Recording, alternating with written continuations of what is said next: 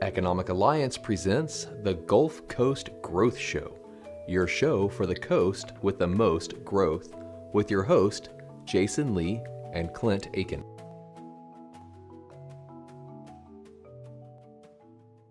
All right, and welcome to the Gulf Coast Growth Show. I'm your host, Jason Lee. I'm Clint Aiken. And this is your show for the coast with the most growth. Fantastic. And we are here with Chad Burke, the president of the Economic Alliance Houston Port Region. Most of our audience is familiar with Chad now, and we're excited to wrap up our first quarter of episodes. We had some great sponsors, some great visibility to the show. Things really started to capture some momentum, and we're ready to kick off our next 12 episodes. And so we're season two, right? So we are looking forward to not only that, but the balance of the year. And so today's show is really driven about what's happened in the region over the last 6 months, some of the great things that are taking place. There's no better person to illustrate that than Chad, because he's involved at so many different levels. In addition to that, we're going to highlight the next 6 months, kind of what the outlook looks and feels like for us, and then what's happening with the show. We got some big announcements and things we want to share as well. So really exciting stuff. So with that, I'm going to turn it over to Chad, and really I'm going to let you run with it today, because you got a long list of things that we want to tackle. So you just fire away and get our audience up to speed on what's taking place. We have to breathe occasionally. Yeah. Okay. We're just going to let you take it. Absolutely. Yep. All right. Well, I appreciate it. No, and this is I enjoy times like this where you stop and take a breath and look back and see what we've done over a 6-month period. And when you do that, it's you kind of have to stop and say, "Wow, okay, we've been pretty busy. It's been a good 6 years. Yeah, very productive. Very productive."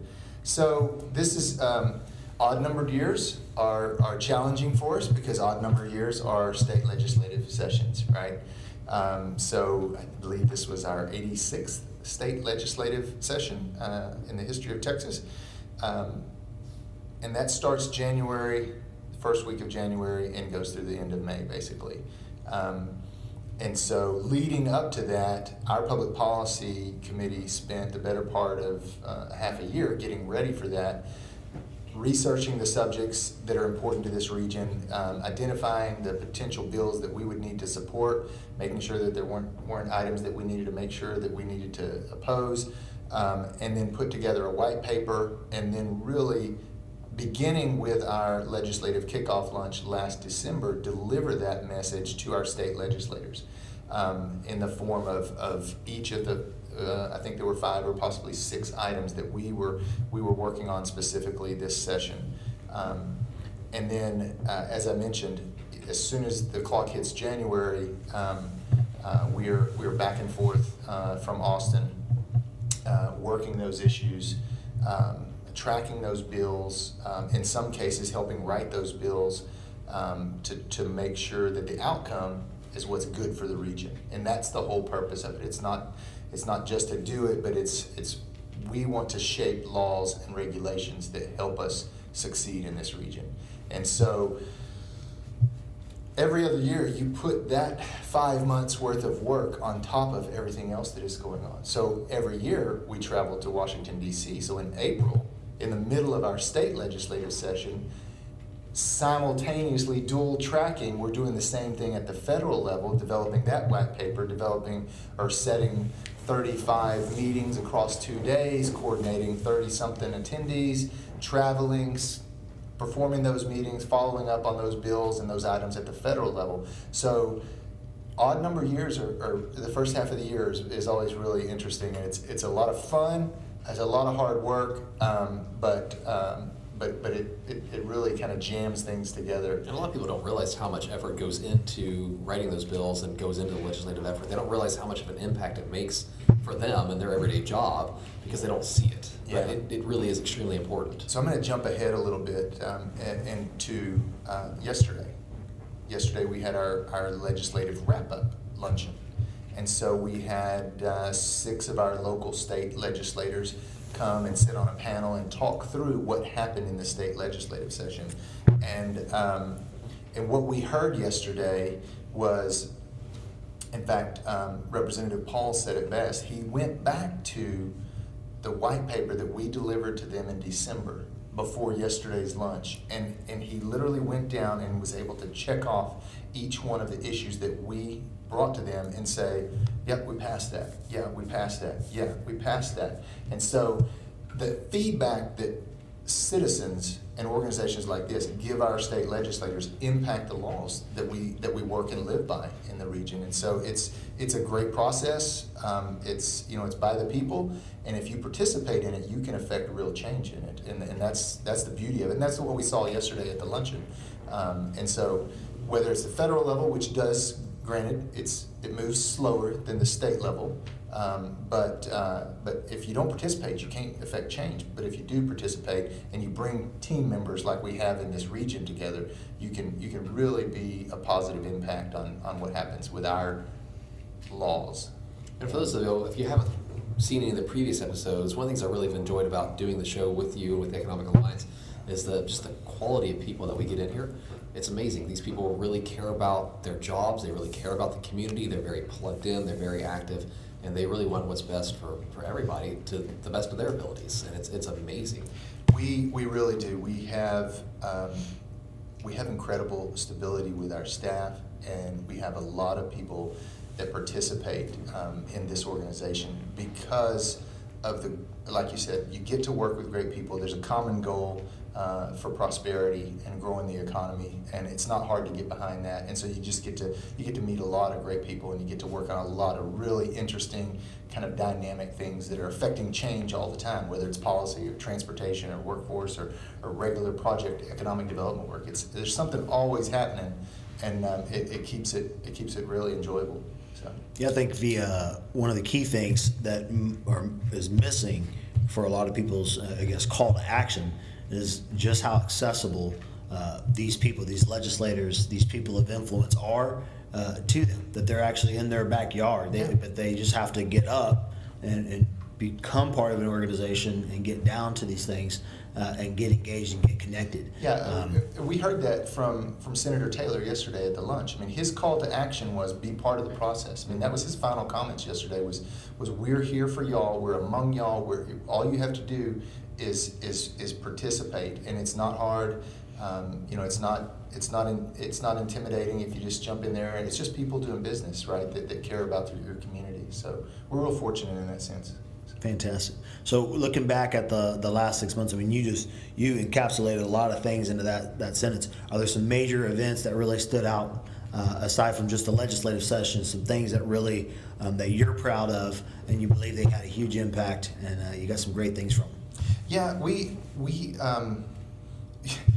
I laugh when I say this. We're not an events organization. We're an economic development corporation, but we do a lot of events to pull people together. Right. And I will say they this. do very well. Well, again, it goes back to the people that are participating, right? Yeah. That's what makes the events so interesting and so thought-provoking. Your staff. Yeah, our goal and strategy with every event that we do, anytime that we gather together, it's our strategy to do two things. One is information transfer. So we want to present some information that is relevant and timely and interesting and pertinent to your business or our success in this region. And then two, we want to present it in such a way that there's an opportunity for networking for businesses. So every event that we do, it boils down to information transfer and networking. And so you'll see an event like yesterday, we had 300 people there from the region. We heard kind of critical information that came, the results of that state legislative session. But we were there for 2 hours, so people had a great chance to mix and mingle and see people that they want to do business with, and then partnerships like ACIT and TCC, which immediately followed that with the Reverse Trade Show, creates those opportunities for networking. So you'll see that theme through everything that we do. And so a few of the events that we've had so far this year, just last week we had our Industrial Procurement Forum.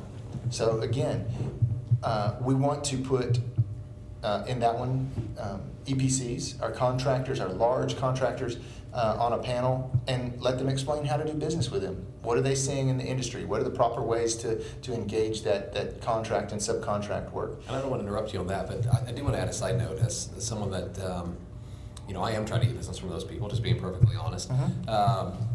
It's real interesting to me how the level of relationships I've developed from the people that are on those panels since going to those events has been phenomenal. I've made some actually really great new friends by being a part of that. So I really appreciate y'all putting those on.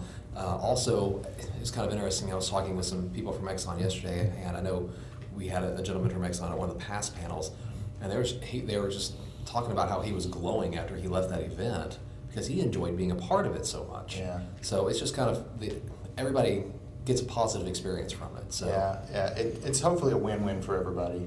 And part of that event, for information transfer purposes, we put in a keynote speaker that gives us a midstream update. Okay, what are we doing? And once we drill it out of the ground, how are we transferring all that oil and natural gas? What are the potential growth areas or hurdles that we're facing in midstream so that we can get all of that natural resources down here to the Gulf Coast to begin manufacturing that and or shipping that out overseas. So good information at that. Again, another great audience. I think we had 300 people, 250, 300 people there. Just like yesterday, we had about 300 people there. So that just happened. In the early spring, we had our business update lunch, or business education lunch. And we had a fantastic speaker come in and talk about multi-generational workplaces, right? There are 5 generations now currently in the workforce, and how do you deal with working across those generations, and how do you make that team function, and what's that culture look like?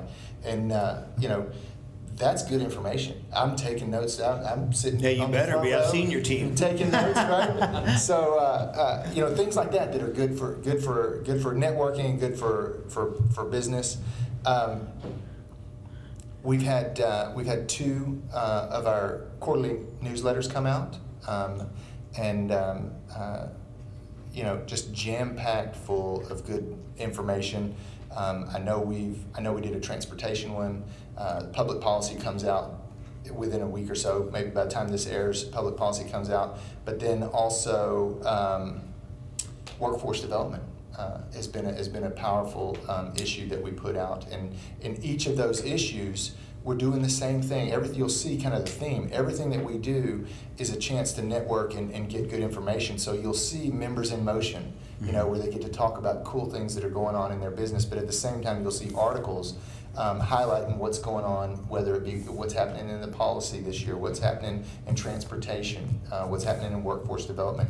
So we're always trying to push that information out so people can better understand the economy and the region that we're in and what that movement is, because it's always moving, right? I mean, things are trending one way or the other, and there are certain obstacles and hurdles that we need to overcome to continue that prosperity. So the more information we can push out, the better everybody can kind of run their own ships, as you will. So fantastic.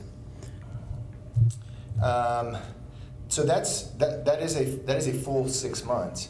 I will say this because staff reminded me to do this, and I'm very proud of this. We did receive 2 awards this year that were really humbling, and it was just really neat to see the recognition, not personal recognition, but for the organization and for the staff and for the committees that work that. So the Texas Economic Development Council honored us with their Workforce Excellence Award at their annual banquet this summer, and then ACIT at their annual awards banquet honored us with the Leadership Excellence Award. And I think it reflects the people that are part of the organization, and kind of the direction that we're moving. We want to partner and work with anyone we can to move that ball down the field, right? To be more effective, and then that leads us to what we're doing here today. Right. This is an idea that came from you guys, right? Mm-hmm. This is another fantastic medium in which we can push information out to those members of ours, and that came straight from members, right? Right. So.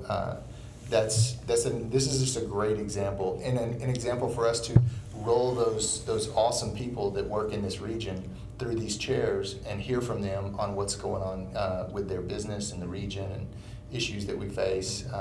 So I want to thank you guys for bringing this to us, because this is something that Chad would not have thought of, right? So this is another neat thing that we get to do that fulfills that mission and really that kind of pushing information out and getting people a chance to network. Well, I don't want to take credit. I think it really goes to the millennials that were on your team. But since y'all hadn't had the luncheon and you hadn't figured out how to communicate to them, they kept bugging me. There it is. So then I got to you. It's just how it works. It all works cohesively. So I joke. But the one thing that I do want to call out that you mentioned earlier that I thought was really powerful when you were talking about the awards, because let's be clear, behind you, and I really would say beside you, is a really phenomenal group of contributors for your team. Yeah. I mean, everybody does just astounding work, and it's amazing the work that you guys get done inside of business hours. I'm blown away in the amount of work that you guys can do. But I think a big piece of that, and you said it when you talk about members and committees, I've never seen a committee of folks who are from a volunteering perspective that are showing up, out of the community, carving out time, not to sit in a chair and get a name tag, but they're sitting in a chair making an impact. And I really think that speaks volumes. But it also speaks volumes for your leadership and the things that are happening inside the organization. People want to be part of something great. Well, we have a great staff, and we have very little turnover with our staff. We've got Maricela and Bridget have both been over here, I think, 10 plus years, and people love working here, right? Because it's fun to work with guys like y'all, right? So, but then the other thing is it's not the first time that I've heard someone say a comment about kind of committees and what goes on here. In fact, I had another organization ask me one time, how do you guys get so many people at your committee meetings, right?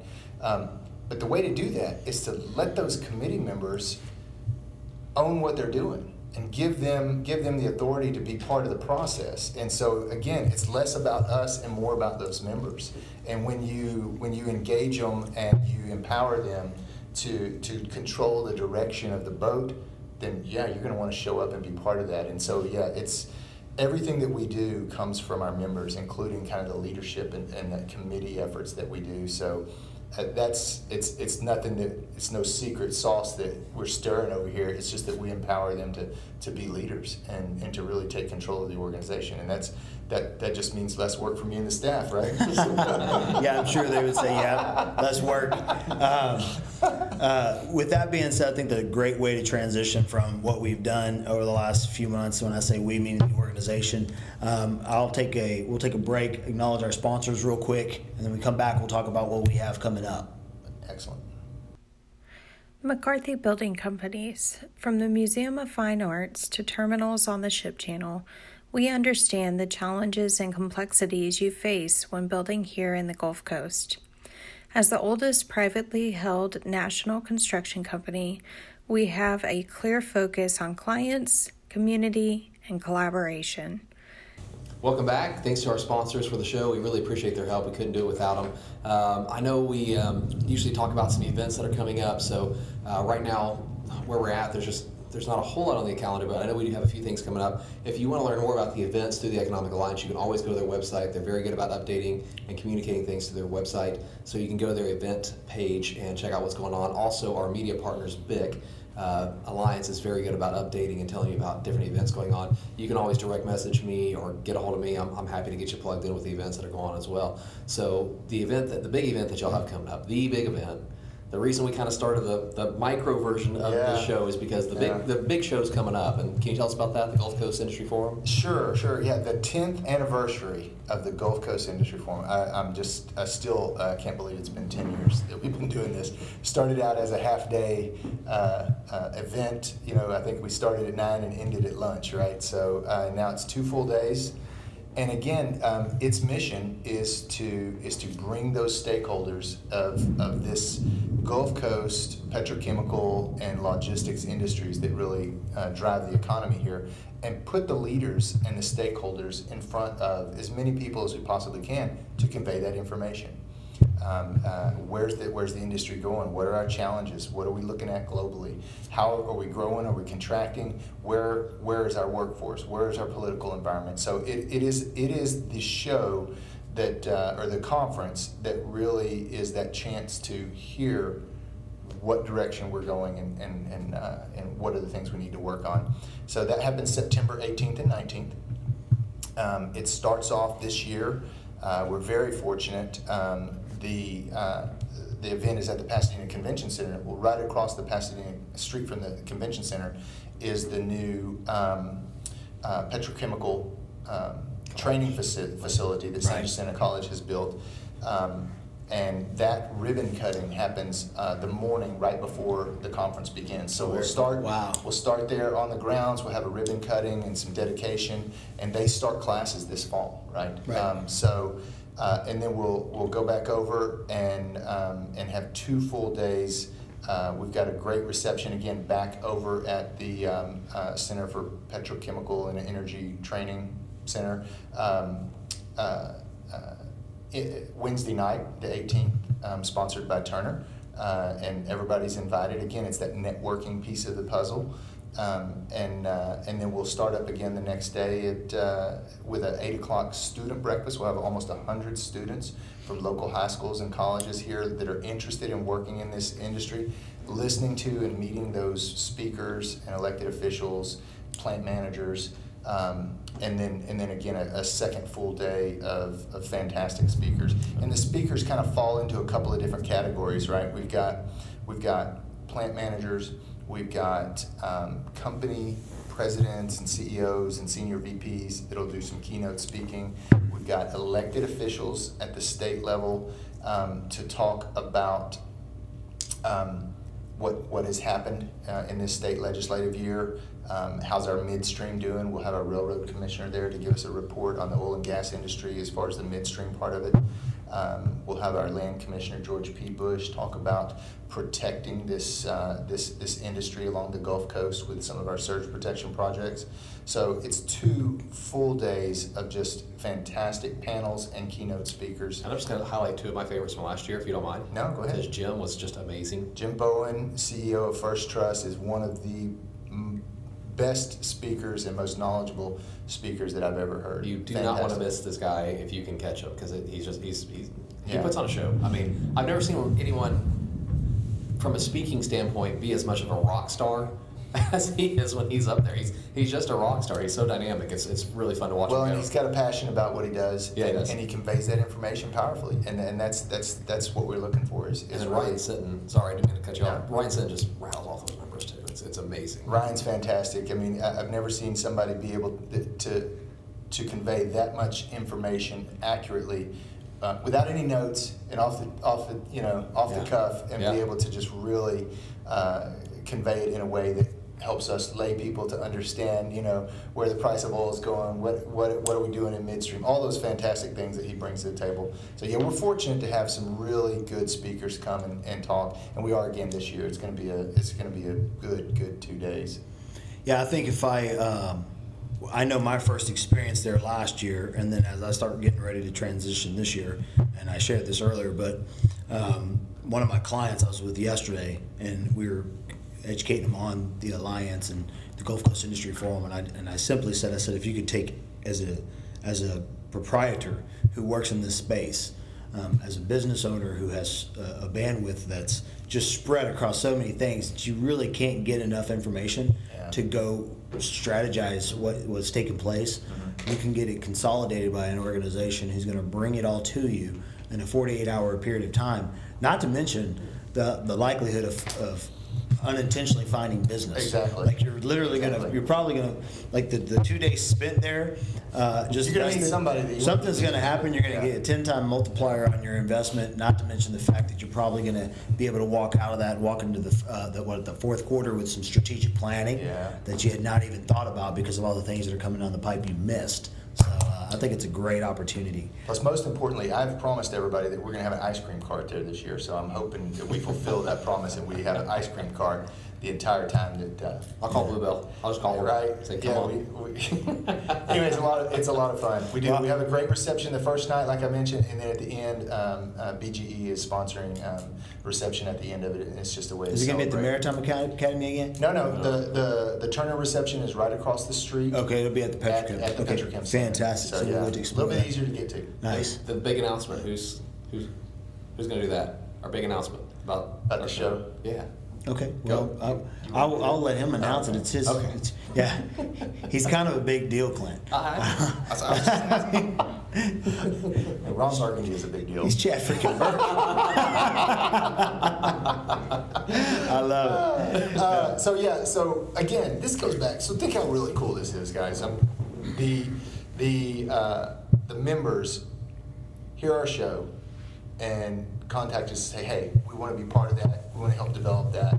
We sit down with Amanda Arcado from Shell, and she is just a wealth of information. And then from that comes the opportunity to apply for a grant to really and truthfully upgrade this show. We have applied for a grant that we have been told that we have been awarded, and that will allow us to build out a studio to really take our game to the next level, right? We're going from AAA to the major leagues now. I'm ready, Coach. Yeah. So again, just phenomenal, right? What we're doing is trying to be that voice of the region, to convince companies and people to invest in this region and to make this region better.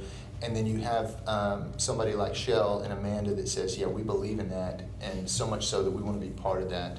And that's just the fun of being in this region, working with these types of people, that you can see a mission of an organization and people gladly and kind of proactively join in to help move that down the road. So we're very grateful to Shell. Can't wait to really kind of build that new studio out and see what that looks like, and even more so see what that sounds like. And oh yeah. So it just, we're just blessed. Right? You get things like that just don't happen every day in the regular world. Right? Tell me about it. Yeah, I had a few talks with God about that one, so it felt pretty good.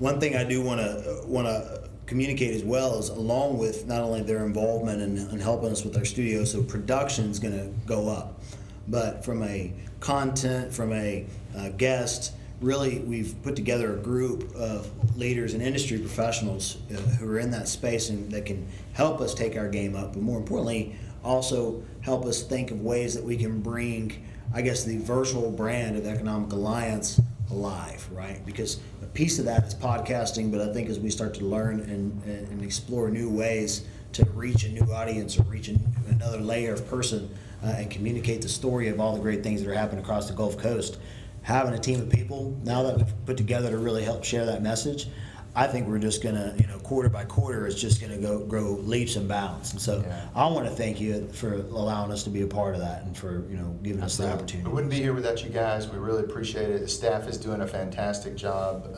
Maricela and Caitlin are doing fantastic on this, as well as our advisory panel, which is what you're referring to. Right. So we've got folks like Sarah Arroyo and Amanda, and we've got others that are kind of coming into that team, Daniel. Yep. And so good people want to be part of something really fun, and so that makes it makes our life easier, right? Fantastic. I just take a brief moment to give a shout out to the people that are sharing this podcast. So for those of you that have either gone on social media or introduced it to a family member or a friend or passed it on to a coworker, we appreciate you for doing that. We really do. So and we're trying to do a better job for you. Yeah.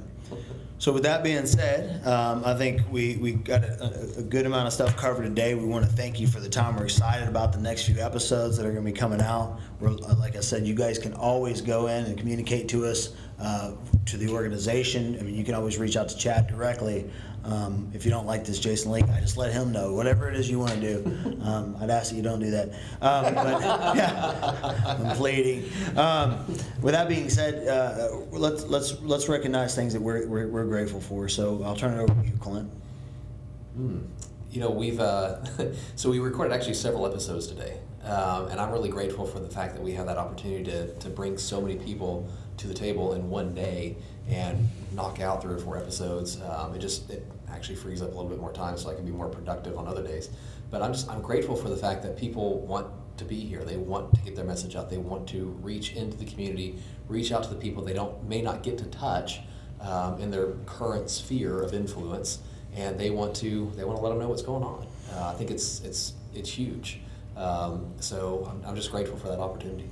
I'm grateful for, he had already mentioned the names, but Maricela and Caitlin and their commitment to this project. I think,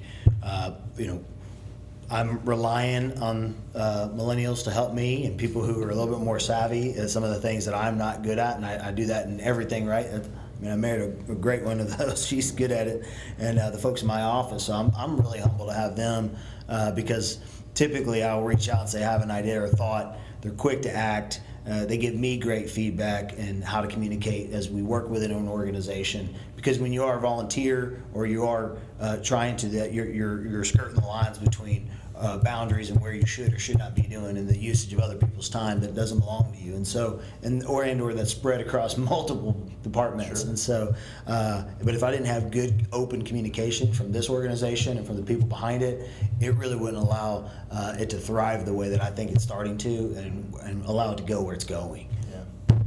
Yeah, so just echoing both of those, I'm grateful for the staff that we have, getting to work with great people, and then all of our members and volunteers, guys like yourself. I mean, we just get to work with good people, and there's a culture in this region, there's a culture with this organization, and it just makes coming to work fun every day, so I'm very grateful for that. I'm grateful for the coffee mugs too, There you go. Chad. You can take that home. No one's told me that. I've been here 12 times and I haven't gotten to take my coffee mug. That's horrible, guys. Really? Yeah, give me a coffee mug, That's your pet. or a T-shirt, That's right? your pet Something. right there. I want that golf shirt. So with that being said, I want to wrap up the show today. We are excited about launching into this next season, and we are looking forward to that. So guys, stay tuned in. Thank you. Go to the Gulf Coast Industry Forum. You guys need to pick up your tickets. Get involved now because that will sell out. I know last year it sold out weeks before the you could finally get in. And so unless you know a guy, you're probably not going to make it in there. So go get your tickets today. We look forward to seeing you out there. Have a good day.